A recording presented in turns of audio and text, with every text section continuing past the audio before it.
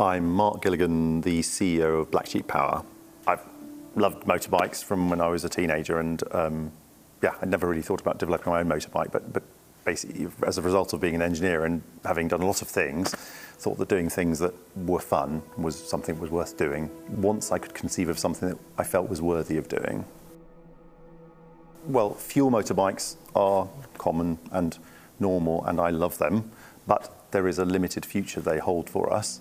Therefore, could you do an electric motorbike that was interesting, was the basic question I posed myself. If you think about what we perceive a motorbike to look like, it derives from the technology that existed 150 years ago or 120 years ago, whatever it is, and what it needed to be to put wheels, engine, exhaust pipe, handlebars in place. The exercise here was to forget what motorbikes look like and say, what does an electric motorbike look like when you follow the same thinking of the people that would have done it 120 years ago?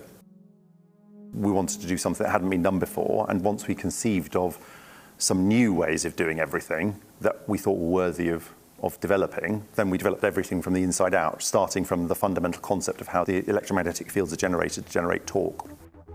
The technology, we call it BilletFlux.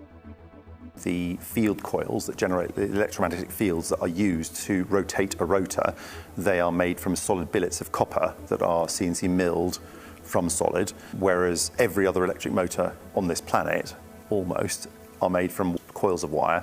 The primary benefit is that you can end up with a lot of copper cross-section, which means it can take a lot of current and a lot of power, which is highly controlled and constrained, which means that a coil of wire, if you think about it, wire is constant cross-section, so when you wind it around something, then you've got a coil that's made of something that's consistent cross-section as it goes round. Our coils, they're cut from a block of copper that has varying cross-section to maximise the amount of copper that's available in every part of the system, which means that it can take more power and it doesn't get hot.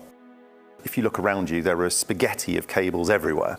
But if you look inside the boxes of equipment that we have, the boards of electronics, and they don't have wires, they've got printed circuit boards. The reality is when you put everything into a printed circuit board, it's very reliable over long time frames. So the idea of BilletFlux came from how do we do something that's analogous to a printed circuit board, but with thick lumps of copper. That's what resulted in BilletFlux. So we have basic big sheets of 1 centimetre thick copper, which we cut out and turn them into the coils. And we've got 2 layers of that which come together. So it's like a printed circuit board, but 2 centimetres thick in the middle of the motor.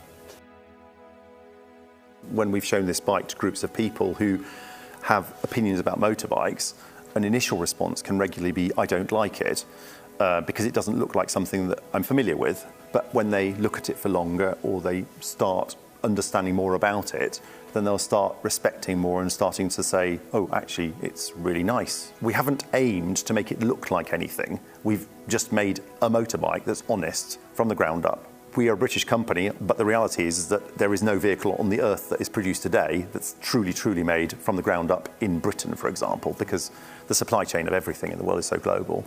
There's no question we're doing things with the best people in the world to do it. It's a very specialised bike made by some very passionate individuals who really care about what this thing is.